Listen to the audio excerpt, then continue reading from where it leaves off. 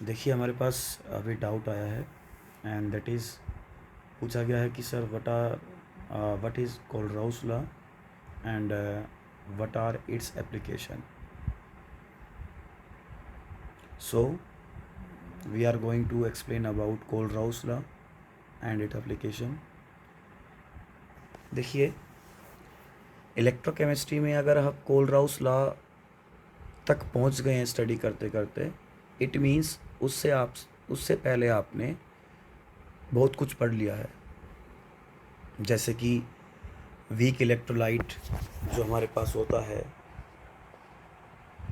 उसका molar conductance infinite dilution पे कैसे निकालेंगे, ठीक है. या वेरिएशन निकालना तो हमें कोलराउस सिखाएगा, लेकिन वेरिएशन क्या रहता है डाइल्यूशन के साथ वीक इलेक्ट्रोलाइट का वो हम पढ़ चुके होते हैं. प्लस में स्ट्रॉन्ग इलेक्ट्रोलाइट का कंसंट्रेशन के साथ वेरिएशन क्या होता है मोलर कंडक्टिविटी का वो हम पढ़ चुके होते हैं. तो बच्चा हमारे पास जो कोलराउस लॉ है एक्चुअल में ये हमें बताता है कि हमारे पास जो वीक इलेक्ट्रोलाइट होते हैं, वीक इलेक्ट्रोलाइट मीन्स जो सॉल्यूशन में पार्शियली आयनाइज होते हैं. तो जब हम किसी वीक इलेक्ट्रोलाइट को सॉल्यूशन की फॉर्म में किसी सेल के इनसाइड लेते हैं, ठीक है, या कंटेनर में लेते हैं, और उस समय एक पर्टिकुलर कंसंट्रेशन पे हम उसका मोलर कंडक्टेंस फाइंड आउट कर लेते हैं. आफ्टर दैट अगर हम उसी इलेक्ट्रोलाइट को इनफाइनाइट लेवल पे डाइल्यूट कर लें, इनफाइनाइट मीन्स इतना ज़्यादा आप उसमें सॉल्वेंट बढ़ा दीजिए कि सॉल्यूशन का जो कंसंट्रेशन है वो अप्रोक्स ज़ीरो ही चला जाए. मीन्स पर लीटर पर जो आयंस की अमाउंट होगी या जो मोलैरिटी होगी सॉल्यूशन की वो अप्रोक्स ज़ीरो चली जाए, तो उसको बोलते हैं हम फिर इनफाइनाइट डाइल्यूशन. और इनफाइनाइट डाइल्यूशन मीन जब कंसंट्रेशन ज़ीरो पहुंच ही चुका है तो उस समय निकाले गए कंडक्टेंस को बोलते हैं मोलर कंडक्टिविटी या molar conductance eight infinite dilution, और उसको हम इस तरीके से रिप्रेजेंट करते हैं. अब कोलराउस ने क्या किया था, कोलराउस के आने से पहले एक प्रॉब्लम अराइज होती है कि वीक इलेक्ट्रोलाइट का इनफाइनाइट डाइल्यूशन पे मोलर कंडक्टिविटी निकालना पॉसिबल नहीं होता. ये हम कोलराउस से पहले पढ़ चुके होते हैं. तो फिर कोलराउस उसका सॉल्यूशन ढूंढता है कि फिर वीक इलेक्ट्रोलाइट का इनफाइनाइट डाइल्यूशन पे मोलर कंडक्टिविटी कैसे निकलेगा. उसके बारे में जो कंप्लीट सॉल्यूशन देता है वो कोलराउस है. और ये क्या कहता है, ये वीक इलेक्ट्रोलाइट कंडक्टेंस निकालने से पहले कुछ सॉल्यूशन बताता है, कुछ बातें बताता है, उनको जानने के बाद हम इसको आसानी समझ पाते हैं. सो एक बार हम चेक कर लेते हैं क्या बताता है ये. Let's start. ये कहता है कि जब भी हम किसी इलेक्ट्रोलाइट को, चाहे वो स्ट्रॉन्ग हो चाहे वो वीक हो, जब हम उसको सॉल्यूशन की फॉर्म में लेते हैं तो ऑब्वियस है इलेक्ट्रोलाइट होगा तो कैटायन और एनायन प्रोड्यूस तो करेगा.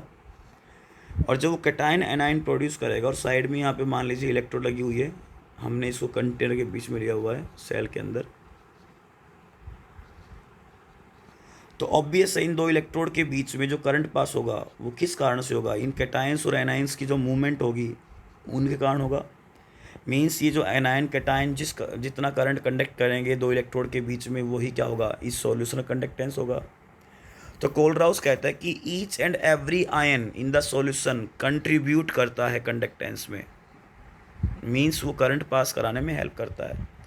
और इसी तरीके से अगर इस आइडिया को हम आगे फर्दर एलेबोरेट करें तो अगर आप चाहते हैं कि सॉल्यूशन जो अंदर भरा हुआ है पूरे बीकर में या पूरे सेल के अंदर, अगर उस पूरे इलेक्ट्रोलाइट का अगर आप निकालना चाहते हैं कंडक्टेंस, तो आप क्या कीजिएगा, उस इलेक्ट्रोलाइट में जितने भी कैटायन और एनायन हैं उनके इंडिविजुअल आयंस के आयनिक मोलर कंडक्टेंस को जोड़ लीजिए. मीन्स आयनिक कंडक्टेंस को जोड़ लीजिए, कंप्लीट इलेक्ट्रोलाइट सॉल्यूशन कंडक्टेंस आ जाएगा.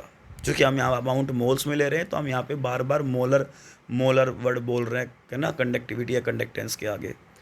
तो मीन्स अगर आप इस सॉल्यूशन का मोलर कंडक्टेंस निकालना चाहते हैं तो आप क्या कीजिए, जो इंडिविजुअल आयंस हैं उनके मोलर कंडक्टेंस को जोड़ लीजिए. और चूंकि ये जो सारा का सारा जो प्रोसेस बताया गया वो इनफाइनाइट डाइल्यूशन के ऊपर हम सोल्व करने वाले हैं, जब हमारा डाइल्यूशन क्या हो जाए, काफ़ी हद तक बढ़ जाए और कंसंट्रेशन क्या पहुंच जाए सॉल्यूशन की ज़ीरो. तो इन दैट केस आप क्या करें, जो आयंस हैं आयंस का जो इंडिविजुअल आयंस का जो क्या है मोलर कंडक्टेंस है, यानी कि इसको लैम्डा नोट, ठीक है, और कैटायन आपका हो गया ये, प्लस जो दूसरे जो एनायन हैं उनका आपका कंडक्टेंस, दोनों को जोड़ लीजिए, आप कंप्लीट इलेक्ट्रोलाइट का कंडक्टेंस निकालने में एबल हो जाएंगे। ये बात किस बेसिस पे कोलराउस ने बोली हो, यार सोच के देखो। मैं इस एग्जांपल लेता हूँ, उसके बाद इलेबोरेट करता हूँ। फ़र्क देखते हैं कि क्या सच में ये बात सच बोली इन्होंने, इसके पीछे कोई लॉजिक है या ऐसे ही बात मतलब तुक्का लगा दिया गया। एक्चुअल में लॉजिक है, तभी इस बात को बोला गया था। एग्जाम्पल लेते हैं हम, एक बार KCl नाम का इलेक्ट्रोलाइट लेते हैं और एक KNO3 नाम का इलेक्ट्रोलाइट लेते हैं और एक हम NaCl नाम का इलेक्ट्रोलाइट लेते हैं। हम इन तीन इलेक्ट्रोलाइट का कंडक्टेंस लिखते हैं, ठीक है, और फिर कंपेयर करते हैं। जैसे KCl का होता है 149.9 साइमन सेंटीमीटर स्क्वायर पर मोल, KNO3 का होता है 145 और NaCl का होता है 126 पॉइंट अप्रोक्स 5 होता है। ओके, अब हम दो दो पेयर की फॉर्म में इनको लेकर 2 का हम पेयर बनाएंगे और कंपेयर करेंगे कंडक्टेंस कि इन कंडक्टेंस में डिफरेंस आ रहा है। जैसे KCl का 149.9 है, KNO3 का 145 है और NaCl का 126.5 है। तो इनके मोलर कंडक्टेंस में डिफरेंस आ रहे किस कारण से आ रहा है, कंपेयर कर लेते हैं। जैसे हम पहले KCl और KNO3 कंपेयर कर लेते हैं, यानी कि ऐसे दो इलेक्ट्रोलाइट जिनके कैटायन क्या हैं, सेम। ये कैटायन, ये एनायन, ये कैटायन, ये इसका एनायन। चूँकि इसका कंडक्टेंस कितना बच्चा 149.9 और इसे कितना बच्चा 145।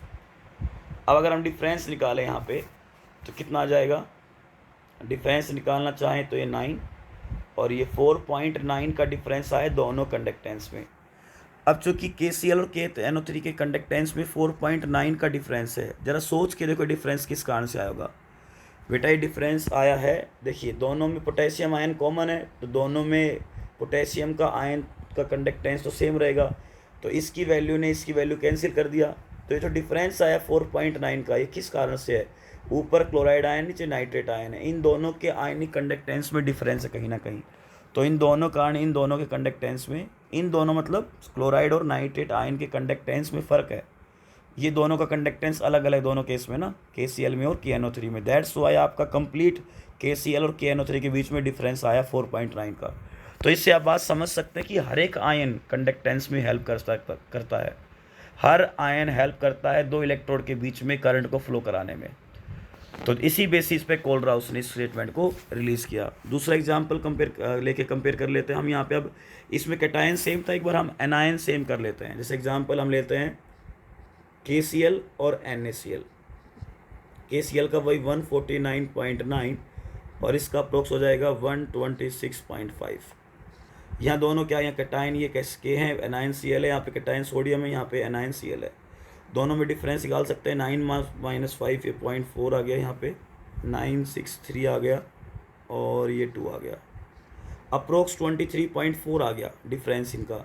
ज़रा सोच के देखो, इन दो इलेक्ट्रोलाइट के कंडक्टेंस में 23.4 का डिफरेंस है, किस बेसिस पे होगा। दोनों केस में क्या सेम है, अगर आप गौर करें दोनों के अंदर क्या सेम है, दोनों के अंदर क्लोराइड आयन सेम है, तो इन कंडक्टेंस सेम होगा, बिकॉज वहाँ भी क्लोराइड यहाँ भी क्लोराइड, तो same amount of current pass करेंगे। अच्छा, अमाउंट याद रखना, दोनों की 1 मोल ली हुई है, तो अमाउंट सेम है, तभी Cl नेगेटिव कंडक्टेंस सेम रहेगा। ऊपर भी अमाउंट 1 मोल थी। अब देखो डिफरेंस किस कारण से है 23.4, यह आया K और Na प्लस। इन दोनों आयन से कंडक्टेंस में कहीं ना कहीं डिफरेंस रहा है, तभी जाके इन दोनों ओवरऑल कंडक्टेंस में दोनों इलेक्ट्रोलाइट के डिफरेंस रहा 23.4 का। ये डिफरेंस आया पोटेशियम और सोडियम आयन का जो कंडक्टेंस वो कहीं ना कहीं अलग अलग है। दैट्स वाई दोनों केमिकल के ओवरऑल कंडक्टेंस में डिफरेंस आ रहा है। तो इससे ये प्रूव हो जाता है कि जो आयंस होते हैं, each and every individual ion in the solution contribute towards the molar conductance eight infinite dilution. तो कोलराउस ने सिंपल कहा, अरे भाई अगर आप कंप्लीट इलेक्ट्रोलाइट का कंडक्टेंस निकालना चाहते हैं तो इंडिविजुअल आयन का मोलर कंडक्टेंस जोड़ लीजिए, दैट्स ऑल। आ गया आंसर। चलिए एक बार डेफिनेशन रिवाइज कर लेते हैं ऊपर। What he said that at infinite dilution when dissociation of electrolyte complete, जब डाइल्यूशन होने पर जब इलेक्ट्रोलाइट कंप्लीटली जितना टूटना चाहिए टूट चुका है, तब क्या होता है, ईच आयन, हर एक आयन सॉल्यूशन के अंदर जो होता है वो कंट्रीब्यूट करता है किसकी तरफ, मोलर कंडक्टिविटी ऑफ इलेक्ट्रोलाइट तरफ। अच्छा, किससे फ़र्क नहीं पड़ता उस आयन का? उस आयन के साथ दूसरा कौन सा आयन प्रेजेंट है, इससे कोई फ़र्क नहीं पड़ेगा। जैसे नीचे हमने KNO3 और KCl में डिफरेंस किया, ठीक है, तो Cl के साथ कौन सा कैटायन है या कैटायन के साथ कौन सा एनायन है, कोई फ़र्क नहीं पड़ेगा। हर आयन अपना काम बखूबी निभाएगा। एग्जाम्पल से और इलेबोरेट कर सकते हो, जैसे हमारी डेमोक्रेटिक कंट्री है, डेमोक्रेटिक कंट्री में हर इंसान का वोट डालने का इंडिविजुअल अधिकार है। उसके वोट डालने पे किसी दूसरे इंसान का फ़र्क नहीं पड़ना चाहिए, और पड़ता भी नहीं है, तो वो अपना फ्रीली होकर अपना काम करता है वोटिंग का। और इसी प्रकार कंप्लीट देश में कितना वोटिंग पड़ा, फिर वो किसका कंट्रीब्यूशन होगा, वो इंडिविजुअल वोटिंग का टोटल एडिशन आ जाएगा। तो सेम एज सॉल्यूशन में जितने आयंस होते हैं उनका इंडिविजुअल आयन का मोलर कंडक्टेंस, आयनिक मोलर कंडक्टेंस जोड़ लीजिए, कंप्लीट इलेक्ट्रोलाइट कंडक्टेंस आ जाएगा। यही कोलराउस ने कहा। अच्छा, इसको हम मैथमेटिकल कहाँ से निकालेंगे? मैथमेटिकली कोलराउस ने बताया कि इसको हम निकाल सकते हैं वीक इलेक्ट्रोलाइट का जो कंडक्टेंस होता है, यानी कि lambda naught M at infinite dilution. अगर आप उसको निकालना चाहते हैं तो स्ट्रॉन्ग इलेक्ट्रोलाइट की मदद से निकाल सकते हैं। ये बच्चा इसकी पहली एप्लीकेशन है, ठीक है। एप्लीकेशन से पहले एक बार रिप्रेजेंटेशन सीख लेते हैं, ठीक है। रिप्रेजेंटेशन कैसे होती है वी इनफाइनाइट डाइल्यूशन पे इलेक्ट्रोलाइट की। देखिए फॉर एग्जांपल हमारे पास मान लो CH3COOH नाम का इलेक्ट्रोलाइट है, तो इस इलेक्ट्रोलाइट का कंडक्टेंस कितना होगा इनफाइनाइट डाइल्यूशन पे, उसको लिखते हैं कैप या लैम्डा नॉट एम लिखेंगे। एम को यहाँ से नीचे रिप्लेस कर देंगे, ऑलरेडी हम जानते हैं कि हमारे पास क्या है, अमाउंट मोल्स में दी गई है, तो यहाँ ब्रैकेट में इसके पीछे इसका नाम लिखेंगे। इतना लिखने का मतलब होता है कि हम निकाल रहे हैं इनफाइनाइट डाइल्यूशन पे एसिडिक एसिड का molar conductance is equal to, क्या कहा था कोलराउस ने, इंडिविजुअल आयन का कंडक्टेंस जोड़ लीजिए, कंप्लीट का मिल जाएगा। तो इंडिविजुअल इसमें आयंस कौन कौन से, इसमें तो H+ आयन है 1 मोल, कंप्लीट अमाउंट 1 है, तो तोड़ोगे तो 1 H+ मिलेगा 1 मोल, और 1 मोल ऑफ CH3COO नेगेटिव मिलेगा। तो इन दोनों का मोलर कंडक्टेंस, आयनिक मोलर कंडक्टेंस ऐड कर लीजिए, कंप्लीट का आ जाएगा, यानी 1 मोल ऑफ एसिटिक एसिड का आ जाएगा। कैसे रिप्रेजेंट करेंगे, आयनिक मोलर कंडक्टेंस को रिप्रेजेंट करने के लिए लैम्डा साइन यूज़ करेंगे, उस पर सब्सक्रिप्ट नोट लगाएंगे, ठीक है। यहाँ पे हम कैटायन के लिए प्लस लगा देंगे और आगे उसका नाम लिख देंगे, क्या हमारे पास H+, यहाँ पे उसकी वैल्यू पुट करेंगे हम प्लस। दूसरा क्या हमारे पास लैम्डा नॉट एनायन है, तो उसकी वैल्यू हम पीछे ये अब 4 लिख के हम इसको रिप्रेजेंट कर देंगे। अच्छा, जो अमाउंट होती है आगे मोल्स में, उस मोल के अमाउंट को हम आगे मल्टीप्लाई कर देते हैं फ्रंट में। यहाँ पे 1 था चूँकि मैंने वो लिखा नहीं, अगर यहाँ पे मान लो 2 होता तो वो लिख जाता। एग्जाम्पल और लेके इलेबोरेट करते हैं, जैसे फॉर एग्जाम्पल MgCl2 ले लेते हैं, तो इसका लिखा जाएगा लैम्डा नॉट MgCl2 गिव्स, अब MgCl को एक बार ब्रेक कर देखिए, Mg2 plus 1 mole of Mg2 plus देगा MgCl टूटने पर, और 2 मोल ऑफ क्लोराइड आयन देगा। तो फटाफट इसको ले लीजिए, 1 Mg है यानी 1 मोल ऑफ Mg है, तो आगे 1 आ गया लैम्डा नॉट, और ये आ गया Mg2 plus 2 mole of chloride है तो 2 आ गया, ओके। यहाँ पे क्या आ जाएगा लैम्डा नॉट, ये एनाइन है तो यहाँ पे Cl नेगेटिव आ जाएगा। इन दोनों का जोड़ लीजिए, ठीक है। यहाँ पे 3 मोल है, 2 मोल ऑफ क्लोराइड आयन है और 1 मोल ऑफ मैग्नीशियम आयन, तीनों का जोड़ लीजिए, कंप्लीट 1 मोल ऑफ MgCl2 आ जाएगा मोलर कंडक्टेंस इनफाइनाइट डाइल्यूशन पर। चलिए अब इसकी एप्लीकेशन जान लेते हैं। इसकी 4 बड़ी सिंपल एप्लीकेशन है। पहली एप्लीकेशन है कि वीक इलेक्ट्रोलाइट का आप कंडक्टेंस कैसे निकालोगे इनफाइनाइट डाइल्यूशन पर, लैम्डा नॉट एम। तो बच्चा कोलराउस ने कहा कि हम स्ट्रॉन्ग इलेक्ट्रोलाइट्स की मदद से निकालेंगे। जो स्ट्रॉन्ग इलेक्ट्रोलाइट हो, क्योंकि उनका इनफाइनाइट डाइल्यूशन पे कंडक्टेंस निकालना पॉसिबल है, तो उन्हीं की मदद से हम वीक इलेक्ट्रोलाइट का इनफाइनाइट डाइल्यूशन पे मोलर कंडक्टेंस निकाल लेंगे। उनकी वैल्यू लेंगे हम इनफाइनाइट डाइल्यूशन पे कि लैम्डा नॉट स्ट्रॉन्ग इलेक्ट्रोलाइट कितना है वो ले लेंगे। चलिए इस पर एक एग्जाम्पल लेके हम इसको सोल्व करते हैं। हमें निकालना है, मान लीजिए एसिडिक एसिड का, ये बेसिक क्वेश्चन है, सबसे फेमस क्वेश्चन और बेसिक क्वेश्चन है। एसिडिक एसिड का हमें क्या निकालना है, इनफाइनाइट डाइल्यूशन पे मोलर कंडक्टेंस निकालना है।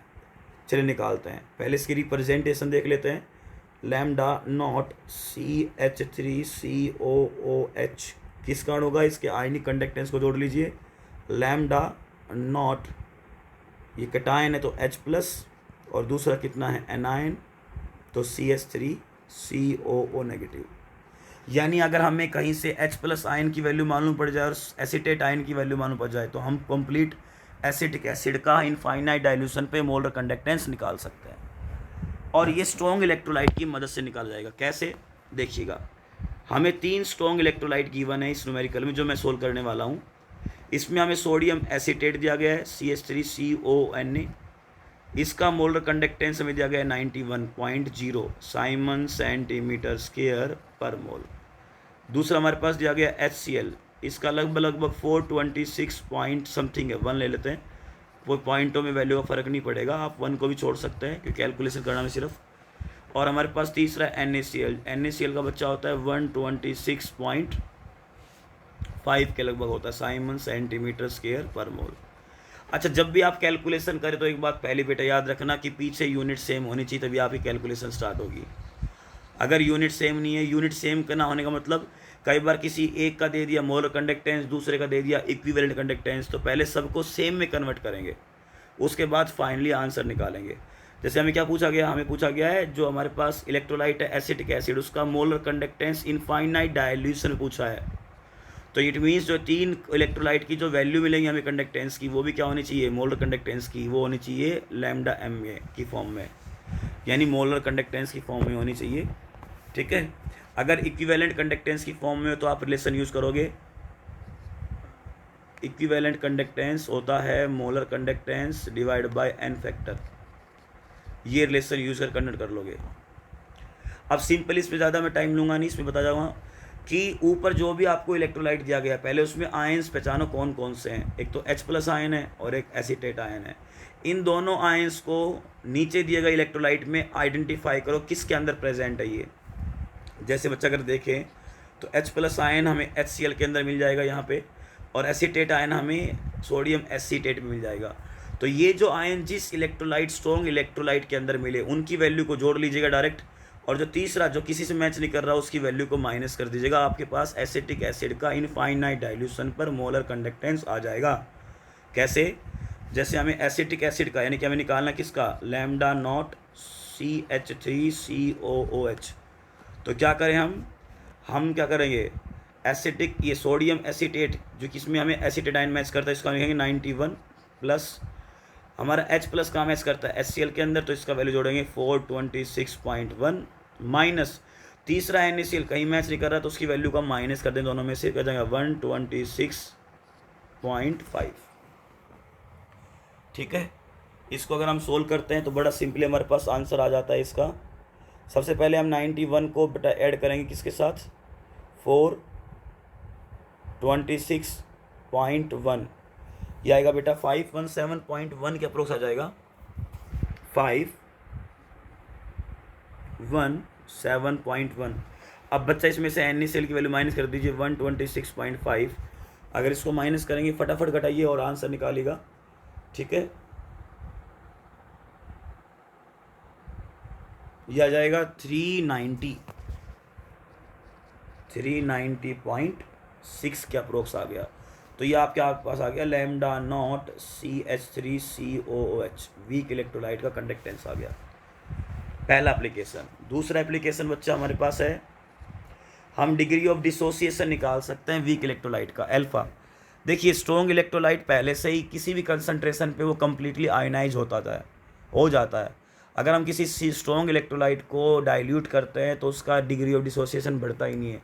अरे भाई, जो पहले से टूट चुका हो सारा आयंस में, अब वो कोर कितना टूटेगा, तो स्ट्रॉन्ग इलेक्ट्रोलाइट का अल्फा नहीं निकलेगा, वो बढ़ेगा ही नहीं, कुछ भी नहीं निकलेगा, वीक का निकलता है। वीक इलेक्ट्रोलाइट डाइल्यूशन करने पर और डिसोसिएट होता है, मतलब degree of dissociation weak electrolyte का बढ़ता है हमेशा।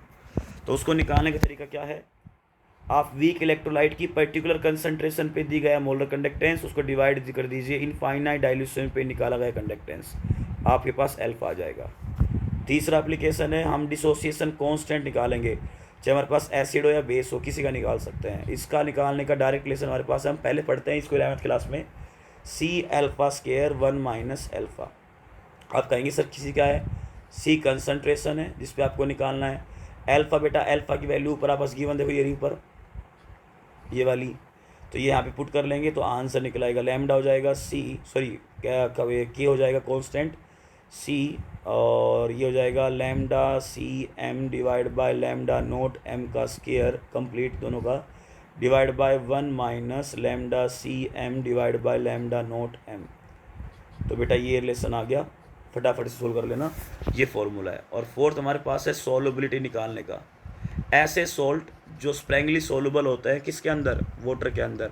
स्प्रैंगली मीन्स जो बहुत कम घुलते हैं, स्पैरेंगली सोल्यूशन ना सोलूबल, तो उसकी सॉल्युबिलिटी निकालने का फॉर्मूला होता है, सिंपल है, लैम्डा से निकलेगा, लैम्डा एम से। जैसे हमने स्टार्ट में पढ़ा था, लैम्डा एम होता है कप्पा इंटू 1000 और डिवाइड बाय होता है कंसंट्रेशन। कंसंट्रेशन की जगह अगर आप मोलैरिटी पुट कर लेते हो तो मोलर कंडक्टेंस कहलाएगा यहाँ पे ये, ठीक है। जैसे यहाँ पे एम पुट कर दिया तो यहाँ पे मोलर कंडक्टेंस आ जाएगा। यहाँ पे आपने नॉर्मलिटी पुट कर दी तो ये इक्विवेलेंट कंडक्टेंस का बन जाएगा।